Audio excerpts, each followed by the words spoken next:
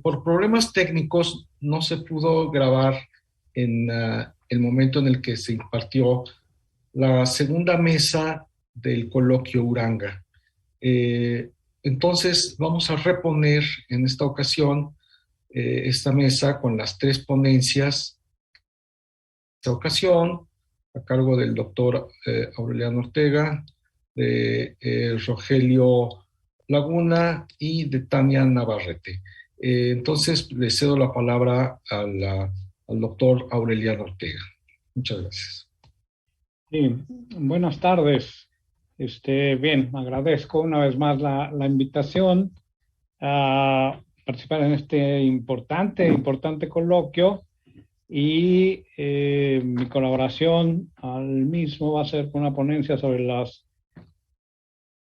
astucias literarias, un texto ya muy citado de Emilio Uranga. Ha tenido dos ediciones, una en el 71 y otra en el 90, pero durante mucho tiempo un texto realmente, pues, prácticamente desconocido, ¿no?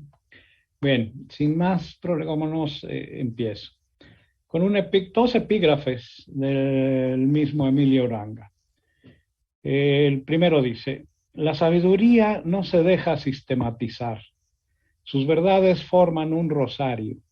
Las ensarta un alambre, un cordel, una tripa de gato, pero nunca un silogismo.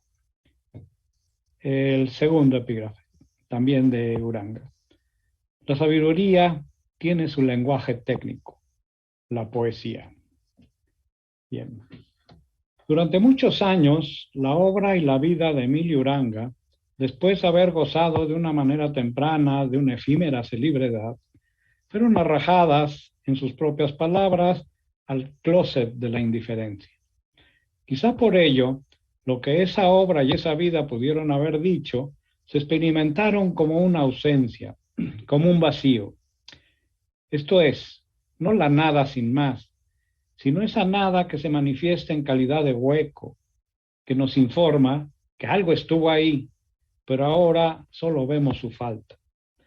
Aunque para la mayoría ni esa nada ni ese hueco hayan significado durante muchos años algo. Sin embargo, si pensamos en una pieza faltante, en una ausencia, es porque tal vez en un momento percibimos oscuramente su necesidad. Ausencia y necesidad, que ahora que Uranga vuelve a estar entre nosotros, podemos identificar como un elemento esencial para terminar de comprender ese tremendo enigma, ese rompecabezas absoluto que es nuestro país. Nuestro país es en una de sus horas decisivas, las que transcurren entre la mitad y el fin precoz del siglo XX. El México de la revolución institucionalizada, el que desembocó en el 68 y en la Guerra Sucia y terminó siendo entregado a la inclemente fuerza devoradora del mercado. Esa ausencia de Uranga y de su obra ha sido ahora colmada con una inusitada actualidad. La edición, inclusive en inglés, de sus obras señeras y la realización de coloquios como el que nos trae aquí dan cuenta de esta inusitada actualidad. Felicitémonos por eso, pero felicitemos con mayor razón a esos unos cuantos que durante mucho tiempo impidieron que esa ausencia terminara en una nada.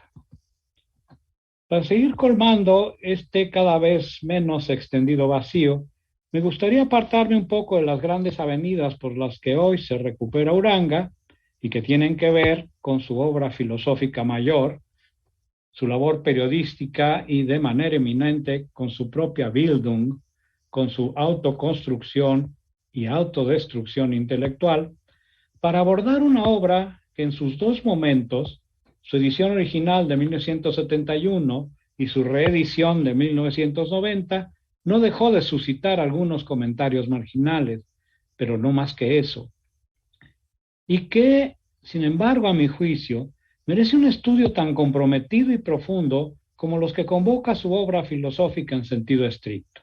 Me refiero, por supuesto, a Astucias Literarias, un libro que puede ser para todos o para nadie, porque en cierto modo elude toda clasificación canónica, aunque a algunos se les antoje ubicarlo en el cajón estanco de la crítica literaria, sin sospechar que antes de cerrar la tapa, esa supuesta crítica ya se ha escapado para vagar por la libre en muy otros ámbitos del saber, o mejor, de esa sabiduría reacia a los sistemas de las que nos hablan los epígrafes que encabezan este trabajo, aunque el autor mismo califica en algún lugar su obra como ensayo. ¿Qué hace tan enigmática esta obra? ¿Qué la hace inclasificable? ¿Por qué sospechamos que a la hora de hacer el recuento de la herencia intelectual de Uranga nos va a ser imprescindible? ¿Qué posibles claves de interpretación del corpus uranguiano esconde este prodigio de erudición y de escritura? Frente a tales preguntas, se puede pensar que exageramos, que Astucias Literarias es un buen libro y nada más, que realmente aporta poco a la comprensión de la obra de Uranga como una obra total. A lo que podemos responder que precisamente por esa razón, porque pensamos que la obra de Uranga es un todo significativo, debemos preguntar por ella. Solamente intentemos acercarnos a sus posibles claves de desciframiento. Vayamos primero por las vías normales y formales para hacerle un poco de suelo firme a las especulaciones posteriores. Empecemos, pues, por el libro mismo. La edición que conozco, la del gobierno del estado de Guanajuato, preparada y cuidada por Jorge Olmos y Guadalupe Arreguín en 1990, suma 304 páginas, un prólogo mínimo, un apéndice titulado Lectura de Galeras, escrito casi un año después, un índice de autores y un índice de títulos. Uranga, como se ha dicho, lo considera un ensayo que consta de 3 secciones y 60 apartados. Las secciones son Entre el soliloquio y el diálogo, la primera, Semanas de espejo, la segunda, y la tercera, Entrevistas no interferidas. Y los 60 apartados corresponden uno a uno a las entrevistas imaginarias que se transcriben entre el 6 de enero y el 25 de febrero de 1970. Porque la primera peculiaridad, dado que el libro no se llama Diálogos, consiste en esto. Cada uno de sus apartados es una entrevista en la que participan Uranga, que nunca dice su nombre, y un presunto discípulo menor de edad, pero al que no le faltan ni lecturas, ni inteligencia, ni cierta habilidad para las agudezas, tanto literarias como filosóficas. Es decir, Uranga se construye un dialogante apócrifo a la altura de su erudición, de su experiencia y su sabiduría, porque confiesa que no le gusta hablar con sabios. En el diálogo, cita Uranga, no exclusivamente concebido como entrevista real o imaginaria, el lenguaje está, por excelencia, en estado de astucia, de alerta, de cacería. Hasta aquí la cita. Pero, ¿de qué o sobre qué dialogan? Justamente sobre lo que el inabarcable repertorio literario y filosófico ofrece como ejemplos de astucia literaria, del arte y la agudeza del ingenio, sobre la que el jesuita barroco Baltasar Gracián llamó la atención desde el siglo XVII y que, de acuerdo con los dialogantes, complementa, condimenta y hace del todo digeribles las inabarcables posibilidades de significación de los lenguajes literarios. Astucia, empero, que no renuncia a la tortura de las palabras, que las hace decir unas costras porosas en lugar de unas cosas por otras, o cuyo paladino ayuntamiento ocasionalmente las hace bramar por estar juntas. Este es, digamos, el lado técnico del libro.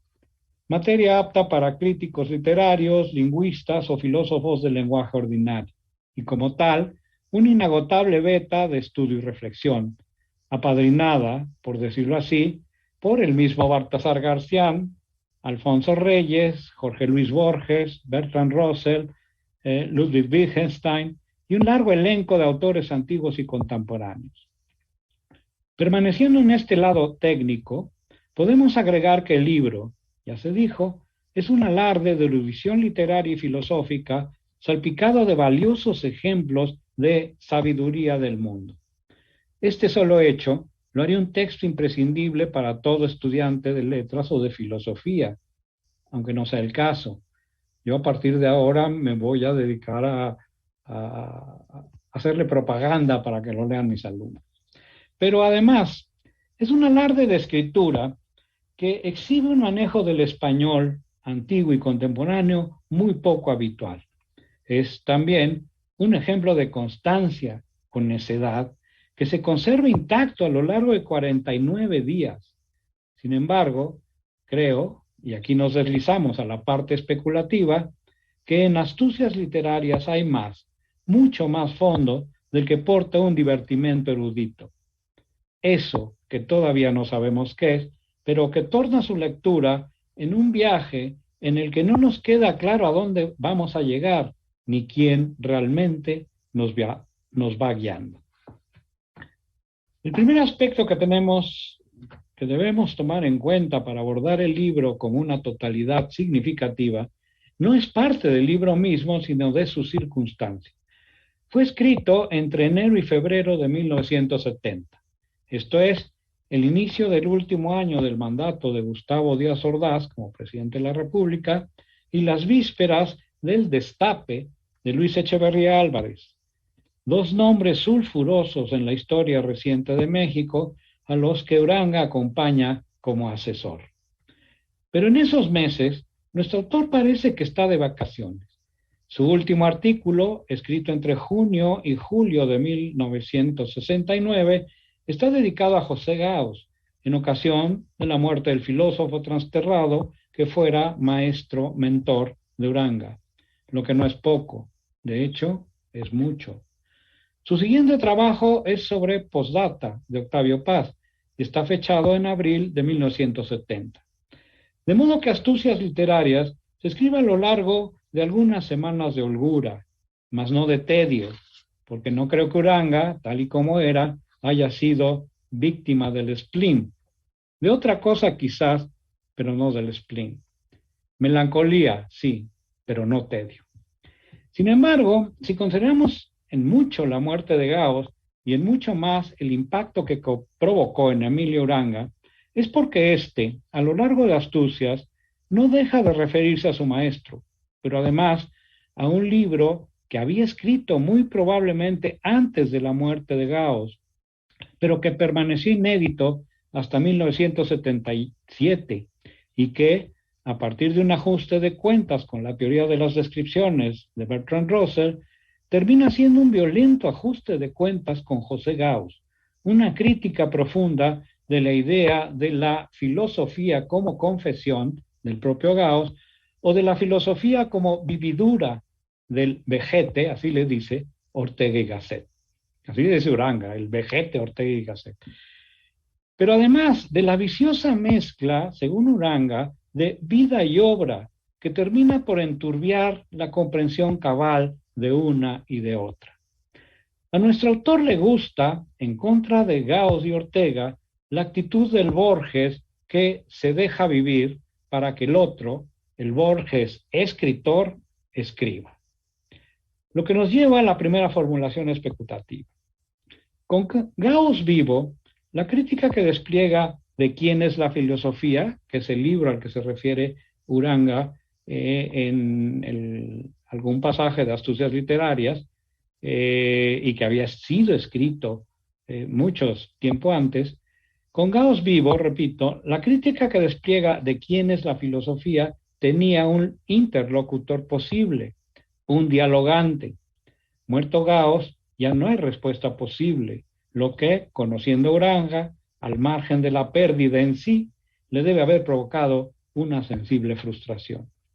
De modo que Astucias Literarias, prácticamente ajena a consideraciones graves y muy próxima a lo jocoso, pudo ser escrita como remedio para una tremenda cruda moral e intelectual, una forma de decir unas cosas por otras para curarse de la tentación de guardar cadáveres en el closet. Un segundo aspecto que creemos relevante para tratar de entender a Uranga lo constituye la figura del espejo y sus distintos usos. El primero es evidente.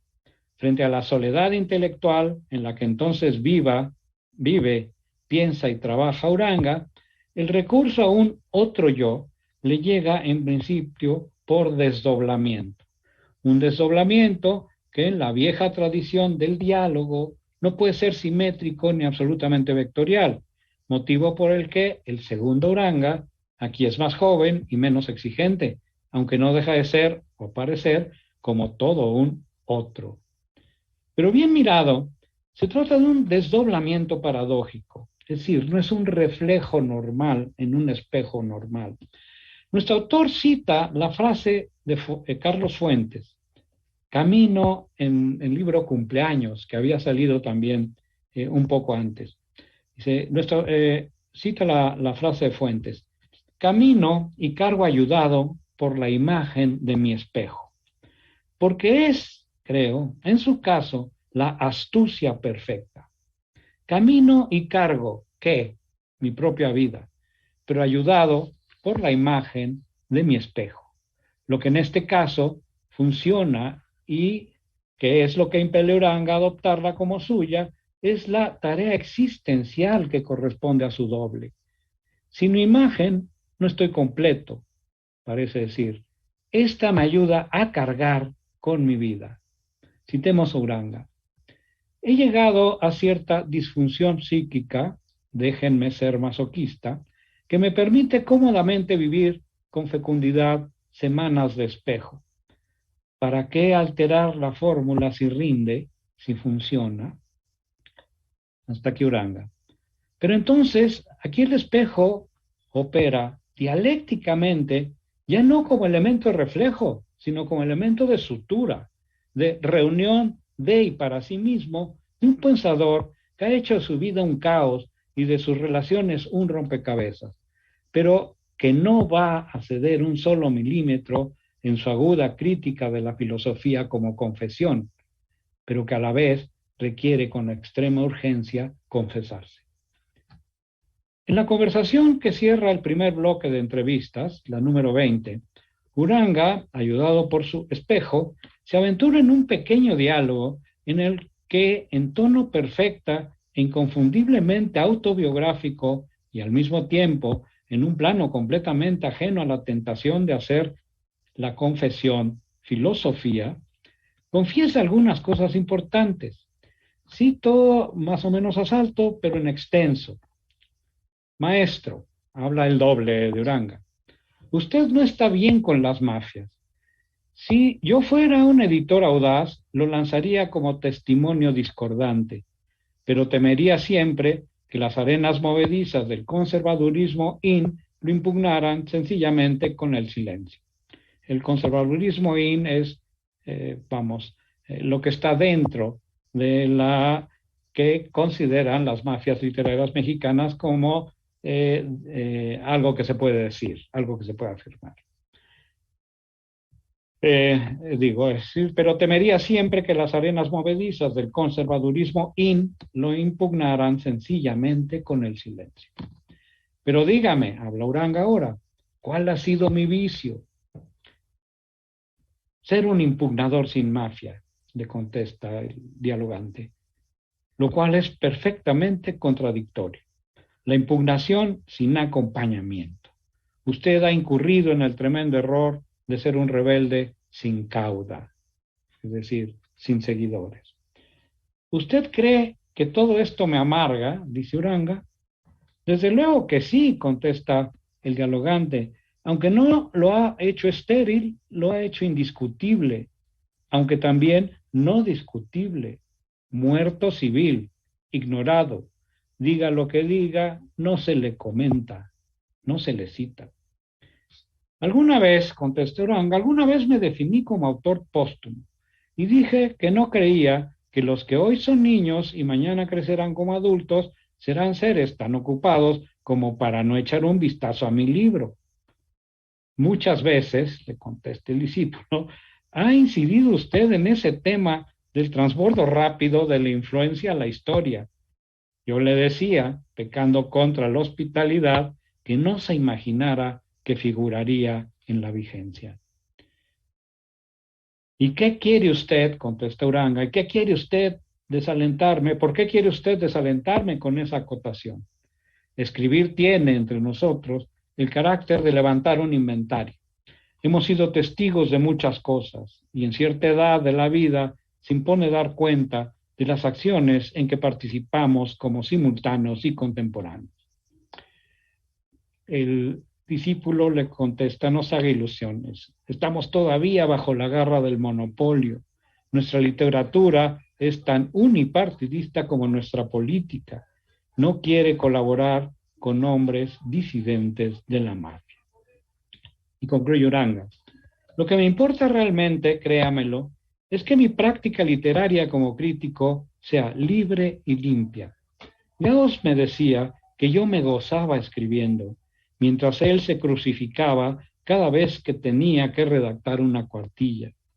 Mis horas más felices en la vida han sido las de la lectura y la escritura. Además, con absoluto desprendimiento. No he recogido mi obra. Anda tan dispersa como las hojas de un árbol tras un vendaval. Este autorretrato de Uranga me parece genial. Es un autorretrato en unas cuantas líneas. Es un autorretrato a los 50 años, hay que acotarlo, ¿sí?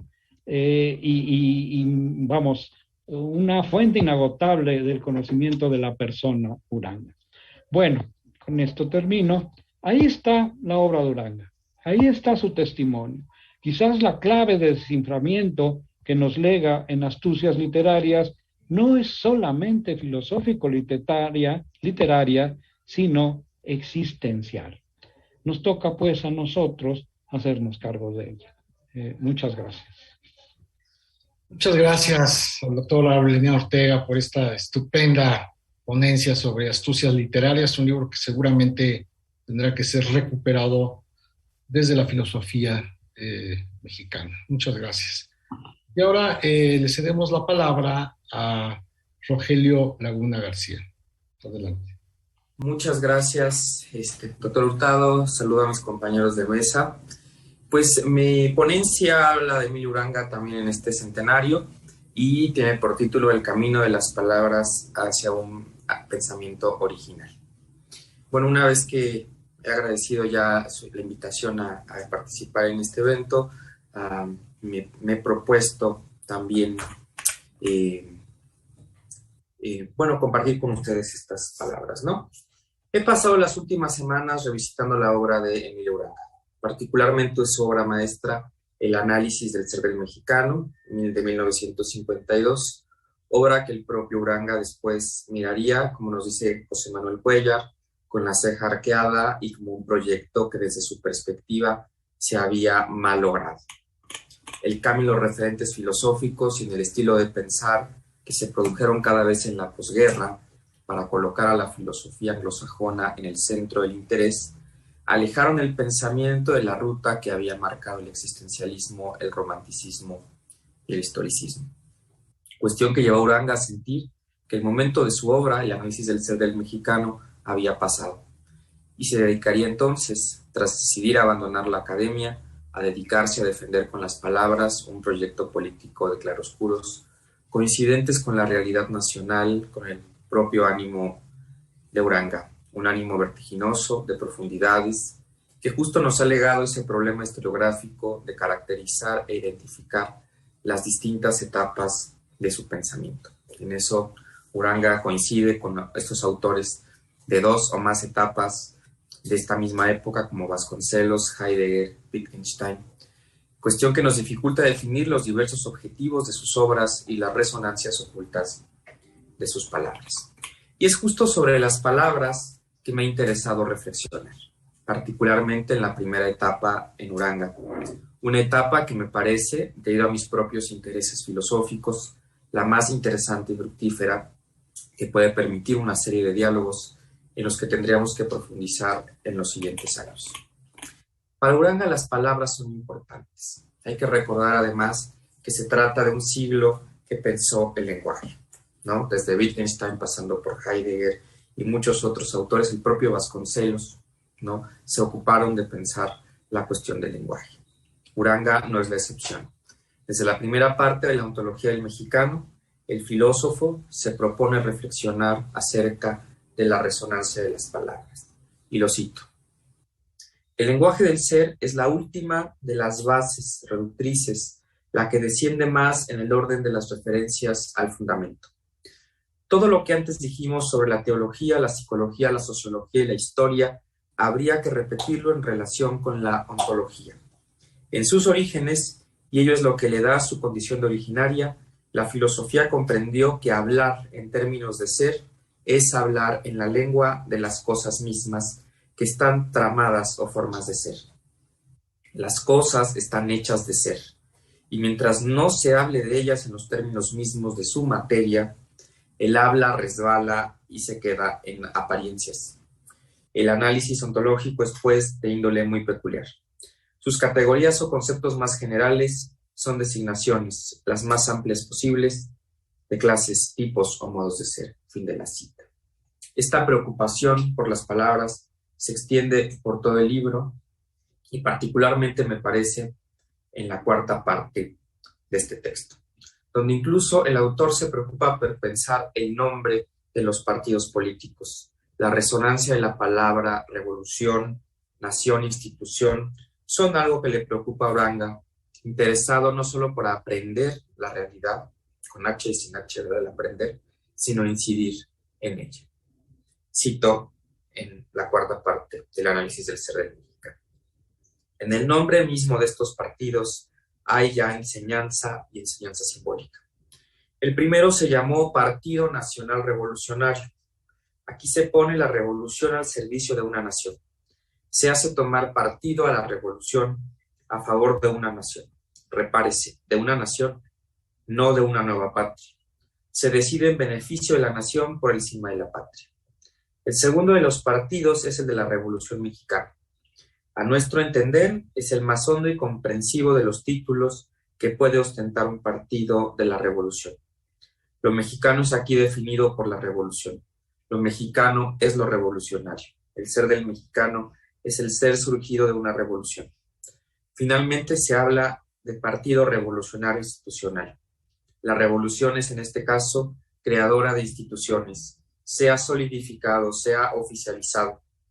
La revolución es invocada como garante de las instituciones. En la dirección, pues, del segundo de los partidos ha de ir la reflexión, pues solo ahí resuena con pristinidad el sentido de la Revolución Mexicana sin los compromisos con la nación o con las instituciones.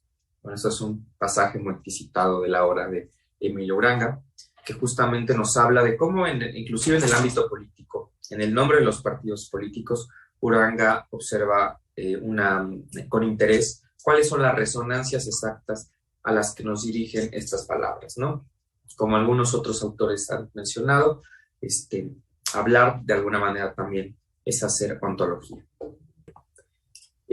A partir del uso de estas palabras, la construcción de su exposición ontológica, que como hemos coincidido con otros autores es brillante, se suma Uranga al reducido número de ontologías mexicanas que también habría que explorar más adelante.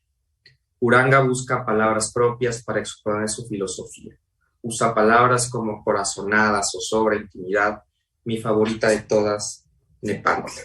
Y vamos a recordar ese pasaje de Nepantla, que toma además de Fray Diego Durán. Prehendiendo yo a un indio de ciertas cosas, y en particular de que había andado arrastrando, recogiendo dineros con malas noches y peores días, y al cabo de haber llegado tanto dinero y con tanto trabajo, hace una boda y convida a todo el pueblo, y así riñéndole del mal que había hecho, me respondió: Padre, no te espantes, pues todavía estamos Nepantla. Y como entendiese lo que quería decir con aquel vocablo y metáfora que quiere decir estar en medio, torné a insistir, me dijese qué medio era aquel en que estaban. Me dijo que como no estaban bien arraigados en la fe, que no me espantase de manera que aún estaban neutros, que ni bien acudían a la una ley ni a la otra, o por mejor decir, que creían en Dios, y que juntamente acudían a sus costumbres antiguas y ritos del demonio. Y esto quiso decir aquel en su abominable excusa de que aún permanecían en medio y estaban neutros. Fin de la cita. Estas palabras que va recogiendo y que va introduciendo Uranga en este texto se suman a otras palabras y frases de la tradición occidental como existencia, ser para la muerte, autenticidad, que inclusive el propio Uranga cita en alemán. Llama la atención las fuentes de los vocablos que Uranga elige para hacer su ontología. Me refiero, por supuesto, a las propias palabras que introduce y no a las que ya pertenecen a la tradición occidental. Fray Diego Durán, a quien ya citamos, Alfonso Reyes, Javier Villaurrutia y sobre todo López Velarde. Poeta a quien Uranga recurre en la búsqueda de una originalidad que nos dice que tal vez solo ha encontrado en la poesía. Desafía así Uranga milenios de tradición filosófica que no solo ignoró, sino que desterró a la poesía. Lo que es paradójico porque, como algunos estaremos de acuerdo, digamos, al menos de manera de hipótesis, lo que sucede en la segunda etapa de la obra de Uranga es tal vez un gesto parecido a Platón quemando su poesía y desterrando de este lenguaje a la marginación. Sí. Aunque a mí me gusta recordar aquí siempre un pasaje de María Zambrano que comenta la muerte de Sócrates y dice, Platón que había desterrado a la poesía de la ciudad, Platón que después de conocer a Sócrates se dice quemó sus poemas para dedicarse ya solamente a la poesía. Sin embargo, retrata a Sócrates escribiendo unos versos justo antes de morir. Y dice María Zambrano, ¿y por qué Sócrates antes de morir? Él que se ha entrenado para la muerte, él que ha llevado una vida consistente con ese alejamiento del cuerpo que la filosofía pide, ¿por qué se pone a escribir poesía antes de morir? Y dice Zambrano, ¿será que la verdad era otra? ¿Será que en ese último minuto Sócrates, Platón, dudan acerca de cuál es en realidad el camino para llegar a la verdad? En contrasentido de la tradición occidental, con sus debidas excepciones, Uranga realiza una paulatina recuperación de la poesía. Cito. Aunque tampoco hay que dejarse sorprender excesivamente por las condiciones que impone una terminología ontológica rigurosamente acuñada. Hay análisis que aparentemente no son ontológicos, pero que si se les mira con mayor cuidado se exhiben casi de inmediato como traducciones directas de vivencias corazonadas, ontológicas. Es el caso de la poesía. En el poeta el ser habla con su propio lenguaje. La poesía no traduce a términos ajenos al ser, el ser de sus vivencias, sino que lo pasa al lector casi en puridad. Por ello es que la ontología del mexicano ha de prestar una atención que nunca será suficiente a las obras de nuestros poetas. Más que en los historiadores, psicólogos y sociólogos, en la poesía ha hablado el ser del mexicano. De aquí que las contribuciones de los poetas como la de Octavio Paz en su Laberinto de la Soledad al análisis del ser del mexicano sean de un inapreciable valor. El poeta vive en familiaridad estrechísima con el ser. Lo tiene, por decirlo así, a la mano. Es claro que no se puede dar una fórmula que nos enseñe con regularidad matemática de qué manera el filósofo ha de traducir lo que el poeta le dice a términos propiamente ontológicos. Este acercamiento a este logos poético nos recuerda, por supuesto, a María Zambrano y a Martin Heidegger, autores con los que hay que poner a dialogar a Uranga pronto, no solo recogiendo poco a poco palabras que nacieron en la poesía, sino que tal vez nos expliquen ese momento culmen al que llega la cuarta parte del análisis del ser del mexicano. ¿Qué hace Uranga en esta cuarta parte? Sin duda es algo sui generis en el quehacer filosófico y tal vez para entenderlo haya que leer un fragmento y que también sirva como un registro en este centenario de Uranga. Cito primero un poema de López Velarde y después continúo con el comentario de Uranga. Tejedora, teje en tu hilo la inercia de mi sueño y tu ilusión confiada. Teje el silencio, teje la sílaba medrosa que cruza nuestros labios y que no dice nada. Teje la fluida voz del ángelus con el crujido de las puertas. Teje la sístole y la diástole de los penados corazones que en la penumbra están alerta, la tejedora. El hilo de la vida, dice Uranga, que el movimiento zigzagueante teje, abre la herida, no está torcido por una mano providente o lógica, sino aventurera y azarosa. La tejedora no es una sabia calculadora de los efectos y de las conclusiones, sino la abandonada inspiración de lo accidental. La lógica tampoco selecciona la clase de hilos a trenzar, porque en esta operación la síntesis pasiva que es la vida, las agencias se mezclan sin ningún respeto a los géneros. No se reconoce ningún derecho de pulcritud al lino frente al burdo aniquel. El azar es por esencia lo híbrido, el maridaje de géneros incompatibles, de contradictorios. Si nos representáramos el universo como una ilimitada seriación de hilos paralelos que corren cansamente adosados sin pretensiones de entrecruzamiento al azar, no tendría ningún papel que jugar. Como en el universo de Epicuro, la caída vertical de los átomos tiene que soportar una inflexión para que su encuentro se opere, y este clinamen, esta brisa que tuerce y comunica, es el lecho del azar. El surco desviado que, sin interrumpir atravesado, fecunda lo heterogéneo, comunica lo específico y encerrado en una definición lineal.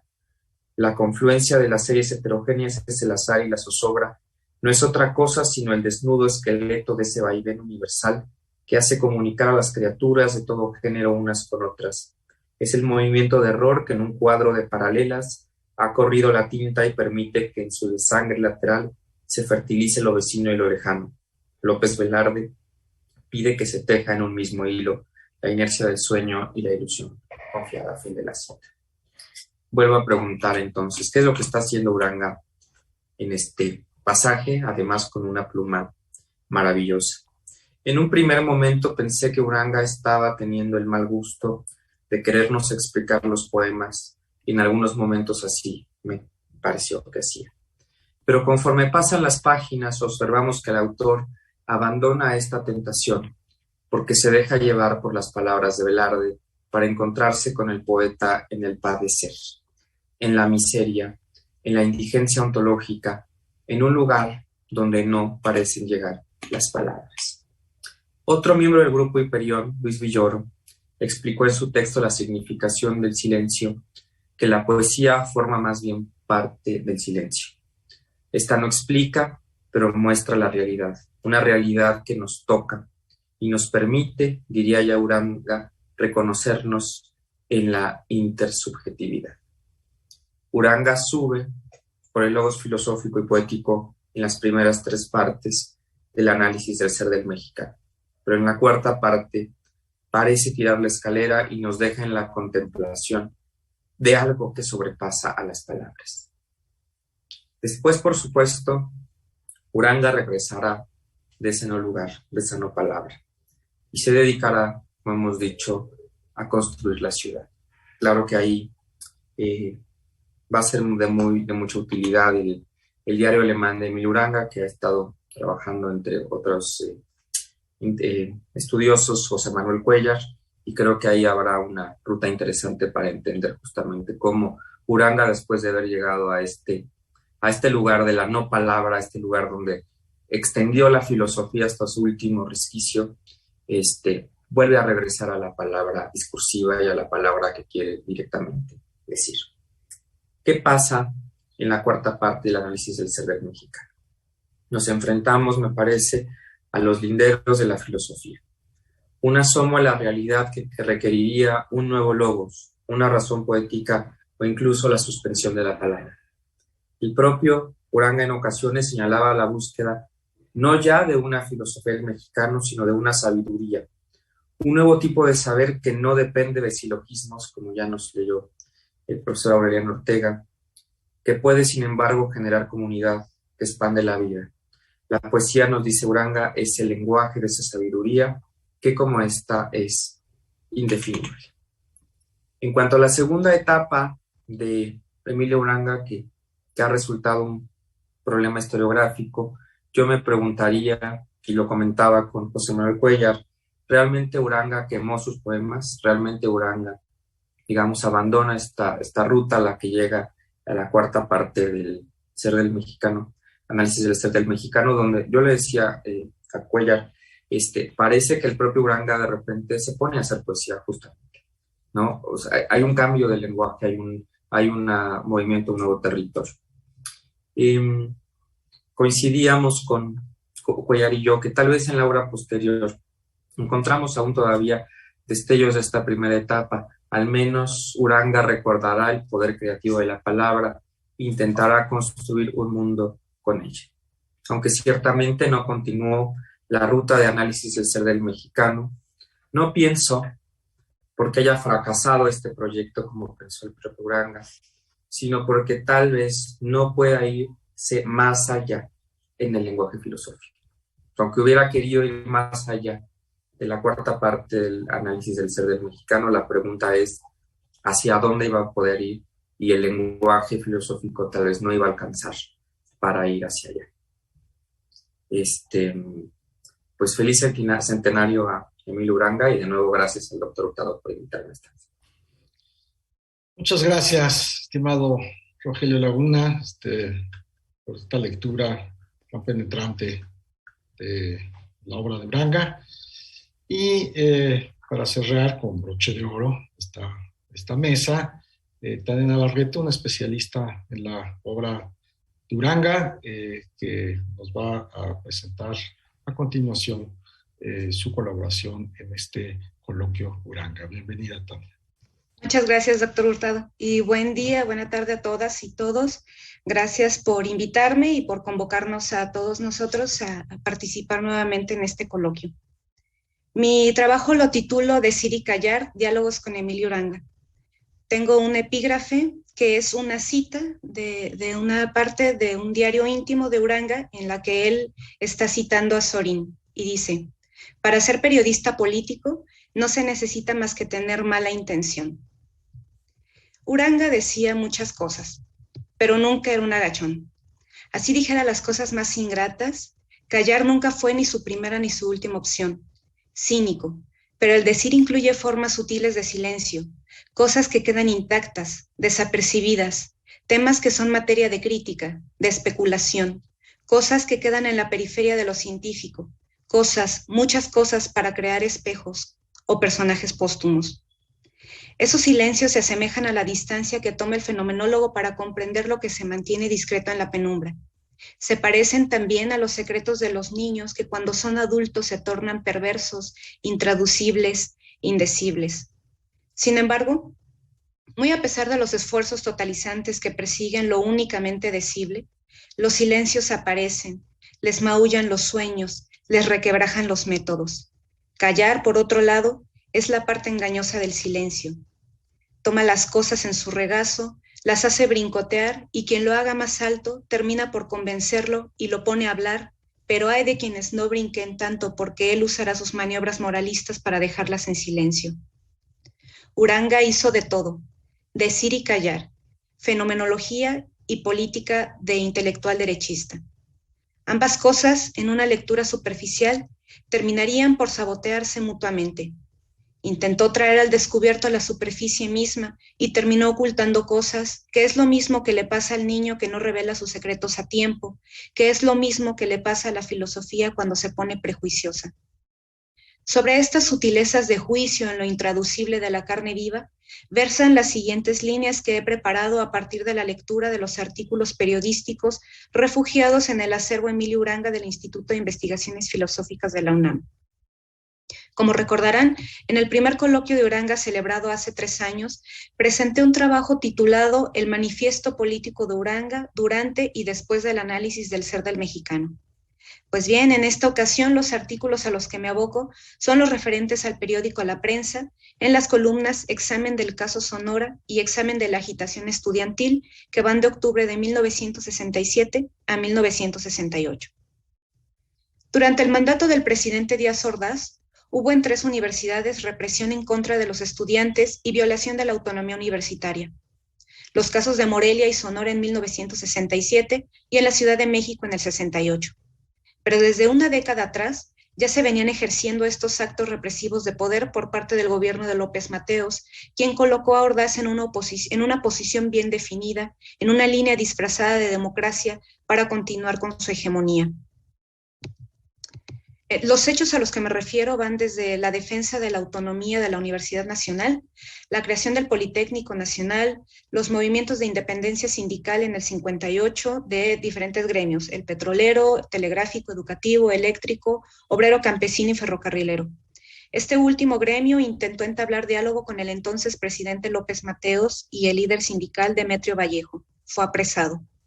10 años después, ya en 1968, desde la prisión Vallejo se declaró en huelga de hambre como una forma de solidaridad con los compañeros ferrocarrileros.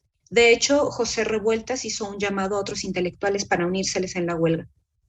En palabras de Alfonso Bonilla Martínez, en su artículo Recuerdo Quemadura, dice: en 1965, con su visión autoritaria, Díaz Ordaz reprimió con violencia el movimiento de los médicos. En 1966 promovió con el respaldo de los porros de la Facultad de Derecho la caída del rector Ignacio Chávez. En 1967 ordenó la entrada del ejército a la Universidad Nicolaita en Morelia y en la Universidad de Sonora. Fin de cita. El caso de las manifestaciones estudiantiles en Sonora fue analizado por Uranga en su columna Examen del caso Sonora. De la misma destaco 2 artículos: La lucidez amarga de los estudiantes, publicado el martes 17 de octubre de 1967, y La lucha como experiencia, del 18 de octubre de 1967. En ambos artículos, Uranga describe lo que él considera un verdadero movimiento estudiantil, diferenciado de revueltas sin fundamento, dejando entrever de esa manera que existe un componente político en las intenciones estudiantiles. Hay un artículo muy posterior, que es de mayo del 71, en el que Uranga habla sobre cómo debiera ser, en su opinión, un verdadero político. Voy a volver sobre ese artículo más tarde. También, en el artículo del 67, describe el paso del activismo a la experiencia de la vida y de esta a la acción efectiva. Términos que desde luego son ya parte fundamental de movimientos universitarios y no solo de movimientos públicos. Entonces, aquí encuentro 3 cosas. Número 1, ¿cuál es el componente político del movimiento estudiantil? Número 2, ¿cómo pasar del ejercicio de la huelga o activismo a una experiencia de vida? Y número 3, ¿cómo convertir dicha experiencia en una verdadera acción que Uranga denomina efectiva? A más de 50 años de la masacre y desaparición en contra de los estudiantes en México, plantearme estas preguntas nace, en primera instancia, de un profundo respeto por el espíritu estudiantil, y las familias de miles de víctimas, respeto que considero fundamental para mascullar teóricamente en la vida social del país, que es precisamente carne viva. Y luego, para aderezar la vivencia, estas preguntas que me hago persiguen dar con la postura filosófica de Uranga sobre dichos acontecimientos. Me parece muy importante leer su perspectiva, no solo porque se trata de una de las figuras de la filosofía en México con mayor atino y crítica, sino porque además me presta una óptica de nuestra historia mexicana, que no es lo que fulanito o sutanito dijeron sobre ciertos hechos, sino la postura filosófica de quien se sumerge en una experiencia histórica. Creo que esto lo diferencia de otros trabajos periodísticos. Comenzando con el análisis del primer artículo, La lucidez amarga de los estudiantes, Uranga nos va narrando el movimiento huelguista en Hermosillo, movimiento que a pesar de los esfuerzos estudiantiles no contaba con el respaldo del pueblo, quizá porque sus intenciones parecían ajenas a la vida social de Sonora en ese momento, o porque no tuvieron los medios para hacer públicas sus demandas, que comenzaron con las elecciones a gobernador, en un mitin que terminó con autoridades policiales dentro de la universidad. A partir de esos hechos, los estudiantes y algunos profesores se unieron e hicieron escuchar a partir de huelgas en las que fueron reprimidos por un grupo que el gobierno trajo de Sinaloa llamado Ola Verde. Tropas federales intervinieron en la universidad poniendo fin a la huelga, y en palabras de Uranga, cito: al parecer el ejército en el teatro de los acontecimientos, toda supuesta o ilusa identificación entre el movimiento estudiantil y el pueblo se deshizo como castillos de naipes. En este sentido, fin de cita, la opinión de Uranga no es que el ejército disolviera una supuesta fusión entre el pueblo y universitarios, sino que reveló que tal unión era inexistente, que el pueblo es uno y los universitarios otros, y que el ejército en este caso, más que someter, vino a desilusionar, aunque es claro hizo ambas cosas. Un día después, 18 de octubre de 1967, en La lucha como experiencia, Uranga inicia con estas palabras. Cito: Un activista del movimiento estudiantil de Sonora me resumió las lecciones del caso en estos términos. Fue hermoso vivir en aquellos días. Algo se ha ganado para mi experiencia personal que me hizo distinta de lo que antes era. Fin de cita. A propósito de esta cita, quiero hacer un paréntesis, pues en el coloquio pasado les leí el diálogo sostenido entre un militar y Uranga. A ese personaje, en aquel momento lo denominé General X, a falta de más datos, pero fue descrito como un joven e inteligente general, fiel seguidor del PRI. En ese diálogo se discutía la afiliación cívica y militar. La cita dice: los civiles y los militares nos entendemos en México sobre nuestros respectivos deberes. La disciplina y la fidelidad las considera un militar como sus virtudes cardinales. Y tenemos ambición, pero de servicio, no de casta. Creo que hay una armonía y un respeto mutuo entre los civiles y los militares. Fin de cita. Sobre estas palabras recuerdo lo que dije en aquella ocasión. Esa armonía que dice el general está por romperse, y no porque el militar intercambie el servicio por la casta, sino porque en este país, en donde en apariencia el civilismo las tiene de ganar, un jefe máximo de Estado está por encima del civil y del militar. El civil no tiene la fidelidad como virtud, pero el militar sí, y de ese modo es como el militar no tiene una relación armónica con el civil. La tiene solo como forma en que el poder máximo puede satisfacer su sed de fidelidad civil. Siendo así, solo hay un paso para que el ejército, en su calidad de X, rompa todo lo que sí podemos considerar virtuoso en una sociedad, sin que el presidente tenga que mover un dedo, tan solo con disciplina y fidelidad. Ahora bien, regresando al artículo sobre los acontecimientos en Sonora, escrito solo unos meses después, la activista que dice Uranga platicó con él y le dio sus muy agradables impresiones, muy parecidas a las del orgulloso militar, por cierto.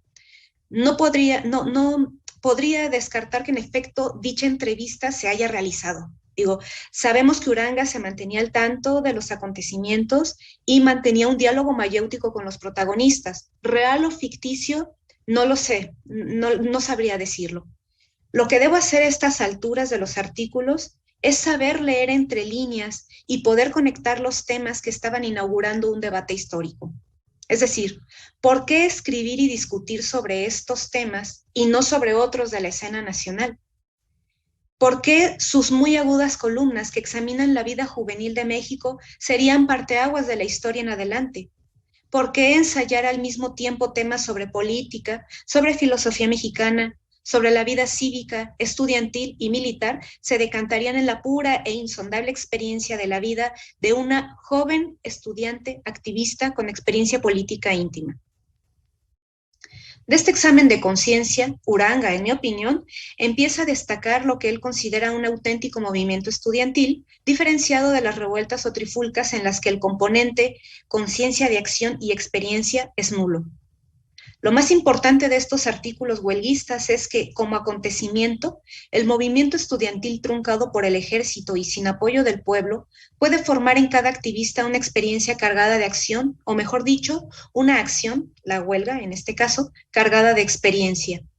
Y que desde estos momentos Uranga denominará un enriquecimiento interior o experiencia de la vida. Pero se pregunta Uranga mismo, ¿eso es suficiente? Es decir, ¿un movimiento estudiantil se satisface con ese enriquecimiento interior? No. El consuelo jamás es suficiente porque no coincide con una acción efectiva. Sin embargo, ya es ganancia que algunos, cito, han convertido su lucha en experiencia de enriquecimiento interior. Algunos estudiantes hoy vuelven a la carga en el plano de la acción que quiere ser universitaria y no pública. Así, de un manifiesto, fechado apenas el 12 de octubre de aquel 1967, entre Saco-Estre párrafo. Mientras todos sus miembros de la universidad contribuyamos a darle el carácter de fuerza de una oposición con miras al perfeccionamiento de las formas sociales imperantes, la universidad podrá enorgullecerse de su nombre. De otra manera, no pasará de ser una prolongación del poder público o social en turno. Además, continúa Uranga, la rebelión universitaria es contra una sociedad impositiva en sus manías, de sus intereses y de sus convenciones. pero si la confunde con una oposición al Estado y a los gobiernos locales o municipales, pierde su universalidad y no gana en fuerza regional, que es lo que creo que le estuvo pasando en ese momento a la filosofía mexicana y que Uranga en su momento intentó socavar con su obra ontológica de carácter humano, universal y no regional. La cita termina así: la universidad no está hecha para suplantar la lucha local de los partidos. Fin de cita. La opinión de Uranga y el consejo que ofrece a los estudiantes de Sonora es que no olviden que su oposición sea social y no política, pues la primera es más profunda, más adecuada a los jóvenes, de más largo alcance, dice.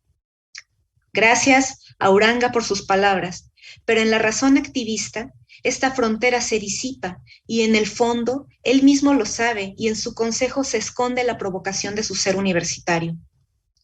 En el mismo tono entre la actitud estudiantil y lo político, los siguientes artículos de julio de 1968, casi un año de distancia del caso Sonora, en la columna Exámenes de los jóvenes, dice Uranga: rebelión juvenil y rebelión política se hacen sentir como movimientos de cualidad simultánea.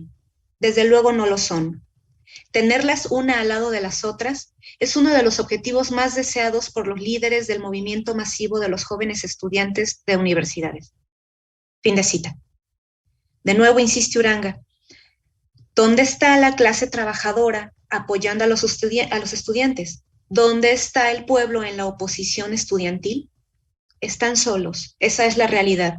Y además deja otra evidencia: la universidad, que se pretende rebelde y opositora, no es popular. Dice: lo que hasta hoy tiene de popular la universidad, dice Uranga, es el flujo masivo de la juventud. Todos estos elementos, lo político, la experiencia de vida y la acción efectiva, destacados por Uranga en sus artículos, pueden acercarnos a una interpretación histórica en la que los saltos y precipitaciones encabezadas por acontecimientos leen en el tiempo de una manera no lineal, desde luego, pero sí con un montaje que ve en el pasado algunas huellas que corren en paralelo con el movimiento propio del azar, pero también formando un tejido a veces muy lógico que con su crítica profética dejaba entrever Uranga. Por ejemplo, que los movimientos estudiantiles ocurridos en el seno universitario hablaban ya de la distancia que hay entre sus motivaciones y la vida social del día a día más ordinarios. Que esa separación puede ser un elemento clave por la que nos es casi imposible atravesar el camino que va del ejercicio de ser estudiantes a convertirnos en verdaderos agentes de oposición y transformación social. Pero si la universidad no es por sí misma un partido político, como señaló Uranga, ¿por qué el carácter estudiantil está impregnado de política? Puede estarlo, y no solo que puede, sino que la universidad y el espíritu universitario debe tener ese carácter político, pero jamás olvidar que la universidad no es ni le pertenece a ningún partido. Ese es, a mi parecer, el verdadero consejo que está detrás de todos estos artículos. Debemos hacernos de una conciencia política desde nuestra trinchera universitaria, crear oposición a las formas sociales imperantes, pero resistirnos al partido, a la idolatría, a los monumentos. El carácter humanístico que persigue la universidad y la filosofía no radica en una oposición de poder privilegiada, sino que no persigue un poder en absoluto. En el acervo Emilio Uranga del Instituto de Investigaciones hay varios artículos que no tienen fecha completa, el recorte, más bien fue recortado ahí el periódico, pero que acompañados del contexto que Uranga describe, podemos entender que la razón prevaleció y la represión extremada, artículos ya de 1968, fueron publicados el mes de agosto tras las huelgas estudiantiles en la Ciudad de México, donde participaron más de 50,000 estudiantes y miles de profesores. Dice Uranga: en la balanza de lo positivo y de lo negativo de cuanto ha sucedido, es natural que el platillo se incline a destacar los aspectos de represión violenta por parte de las autoridades policíacas y militares. La sangre derramada impresiona, conmueve, desespera y asusta, y sin embargo, lo que se ha obtenido como saldo favorable es inmenso. Fin de cita. Con ese saldo favorable, Uranga está refiriéndose a la sensatez, así lo escribe él, con la que tomaron el asunto el rector Barros Sierra y el presidente Díaz Ordaz al hablar con los estudiantes y dirigirse al país. De ahí toma su nombre el artículo, La razón prevaleció. Es muy duro al expresarse de esta manera, porque pareciera que está dejando de lado toda la experiencia estudiantil y haciendo una profunda separación entre el ya mencionado enriquecimiento interior y la razón. Y que siendo así, el Estado tiene la razón y los jóvenes deben hacer unos pastelillos de conciencia con ello, porque aparentemente lo que el Estado dice es lo que el pueblo siente, y de esa, disculpen, inútil suposición se sostiene nuestra democracia, y los universitarios, al no ser ni formar parte del Estado, más que como el espíritu consciente del país, deben analizar y discutir en sus pequeños e impermeables universos. Desde luego que cuando se lee por primera vez estos artículos, Uranga resuena como un eco de poder, como un discurso fechado y tratado para ser sacado a la luz y leído por una fracción del país, una fracción que por cierto sería la seguidora del periódico La Prensa en ese momento, para satisfacer sus creencias y su orgullo nacional. Sabemos que La Prensa, este periódico, no se destacaba por su imparcialidad y que ha sido descrito como uno de los medios que menos transparencia mostró tras la masacre de Tlatelolco. Pero no olvidemos, Uranga implica varias lecturas para saber detectar debajo de su cinismo, su crítica, sus personajes y su clara visión de una historia encarnada que va tejiendo y que ve en el pasado no algo bueno como tal, sino, como dijera él, una plataforma de previsión. Leo y leo sus artículos como cuando releo su obra filosófica, con una apertura que me permita detectar esas sutilezas o sus astucias como eligiera él, y de esa manera creo haber dado con el filósofo desdibujado en su labor periodística. La desilusión por su generación filosófica y su claridad existencialista se volvieron contra él. Y así tenemos a un columnista implacable con intelectuales, políticos, jóvenes y todo aquello que presumiera de tener bien puesta la cabeza.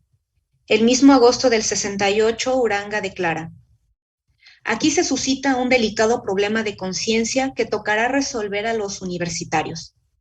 Situados entre la violencia represiva y las infiltraciones de motineros vandálicos, ¿cuál fue el papel del estudiante auténtico? ¿Sufrir como víctima compungida y pasiva las arremetidas de infieles a su clase y de ajenos a su grupo? Este expedito me convence.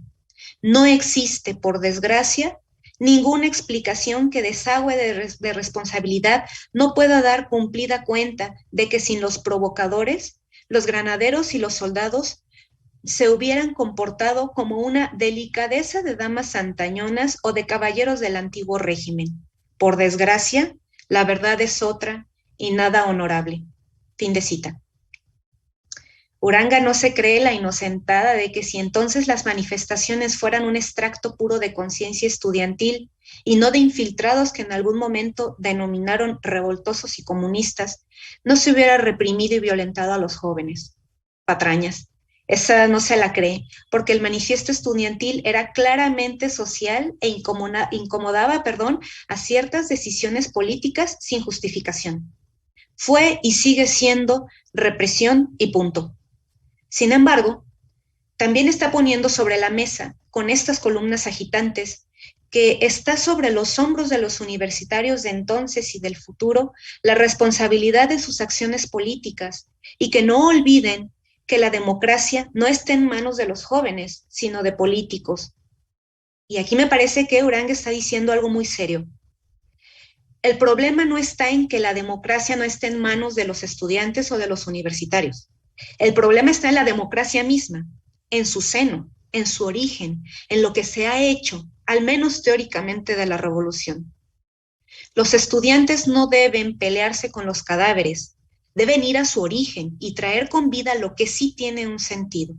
A partir de entonces, resignificar, mas no revivir valores trasnochados. Que los dinosaurios jueguen con sus madejas podridas. A los universitarios les toca crear y martillar. Solo entonces podrían llamarse populares, aunque el pueblo todavía no se entere. A Uranga se le señaló por mucho tiempo como uno de los autores detrás de la masacre del movimiento estudiantil del 68. Pero ya desde estos artículos, si vencemos de manera crítica la primera impresión, podemos poner en tela de juicio tales acusaciones. Ciertamente está gesticulando con ciertos prejuicios entre buenos y malos, pero desde su crítica, la filosófica al menos, no crea bandos ni ídolos, ni iza banderas, ni se deja de politiquerías.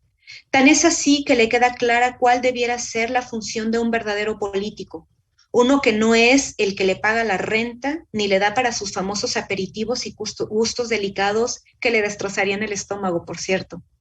Un político mexicano, y no otro, escribe en mayo de 1971, es una enciclopedia universal de actividades, de realizaciones y de construcciones. No consigo al político, al gran político, digamos, para distinguir, sin una curiosidad omnívora de todo cuanto ocurre con su entorno regional, histórico, administrativo. Y para redondear el apunte, un político que no sea un lector de periódicos, de revistas, que no sepa ver ni oír la televisión desde un principio, para mí, ha dejado de ser político. Mejor expresado, no ha sido nunca un político. Hasta aquí Uranga. Regresando a 1968. Uranga, insisto, quiere ser implacable porque el acontecimiento estudiantil debe analizarse desde sus extremos más críticos. La universidad que debe hacerse consciente de su autonomía no solo cuando llegue el ejército, sino en todo momento. Creo que debe estar y mantenerse indignada ya no solo de manera reactiva, sino como una auténtica forma de ser. En La ambigüedad universitaria, escrito en agosto de 1968, anota Uranga: la autonomía semeja ser un ave fénix, que solo renace cuando ha sido literalmente reducida a cenizas. Como hecho es incuestionable, como principio está sometido a una incalculable reserva de interrogantes. Fin de cita. Es claro que queda un amargo sabor de boca tras estas lecturas, como es de esperarse. No sería muy sensato adentrarse en estos artículos y sentir que todo se ha dicho, dejando de esa manera muchas lecciones para el porvenir, ya sea de manera preventiva, como dice Uranga, o de manera avasallante. Lo cierto es que he quedado con esta desazón en el tintero de las ideas, bañadas de palabras que están antes y después de ellas. Quizá la más inquietante sea la que se da cuenta que en todas estas columnas con títulos sugerentes y sentencias aplastantes, la razón, el diálogo y la reforma no vendrán jamás del gobierno de manera pacífica, porque todas estas peticiones tienen que venir del espíritu juvenil de las aulas. Está pues en manos de universitarios el reformar la educación, aunque no esté en sus funciones ser políticos, pero aún con esa advertencia, bañar de democracia nuestras reformas. Que la universidad debe ser democrática, sí, pero que su iniciativa está fuera de sus manos, nos dijo Uranga, que es lo mismo que decir que el papel del Estado es declarar la democracia, pero no ejercerla, esa que la ejerzan y defiendan los jóvenes. El Estado convencional tiene, pues la revolución se ha hecho y su existencia es inapelable. Y así en esa crudeza hemos ejercido la democracia sin poder defender al menos que nuestro Estado lleve un aliento revolucionario. Uranga está cuestionando los papeles de los jóvenes universitarios y del Estado. Está tratando de mostrar sus diferencias y la sutil manera en que su distancia puede quebrarse. Es decir, en que el estudiante puede formarse ideas políticas y el Estado puede silenciarlo de tajo. En el primer coloquio que tuvimos sobre Uranga les hablaba sobre el papel de los militares y de los civiles, como lo recordé hace rato, sus características y su poder. Bien, en este nuevo coloquio y profundizando en los artículos de Uranga, pude notar e interpretar que en todos ellos se atraviesa el carácter dialéctico y con esta forma que tiene Uranga de aliar los extremos en una tensión muy crítica, ya sea cuando habla de indígenas y de españoles o de la universidad y del Estado. De hecho, la tensión misma es su crítica, el instante en que los extremos vuelven permeables sus barreras y sus distancias. Ese es el carácter puro del Estar-Nepantla, y su resistencia es posible gracias a esta instantánea que explota en un movimiento de conciencia, un movimiento y una resistencia entre lo que se dice y lo que se calla. una instantánea que pocas veces se ha dejado ver tan crudamente como en los movimientos estudiantiles. Si leemos con una mirada crítica, podemos ver que Uranga, después de todo y a lo largo de su carrera, ni dejó de ser filósofo, ni por supuesto abandonó su cinismo. Él buscaba ser remunerado y seguir escribiendo, claro está. Y por supuesto, en ese ejercicio a casi nadie dejó conformes. Pero esa jamás fue su intención al decir, ni mucho menos al callar. Gracias. Muchas gracias, Tania Navarrete, por tu lectura tan interesante de la obra periodística de Uranga alrededor del 68. Y con esto llegamos al final de esta segunda mesa, una segunda mesa que se repitió, ¿no?, para efectos de tenerla grabada aquí en YouTube. Muchas gracias a los tres ponentes y con esto terminamos nuestra transmisión. Muchas gracias. Hasta luego.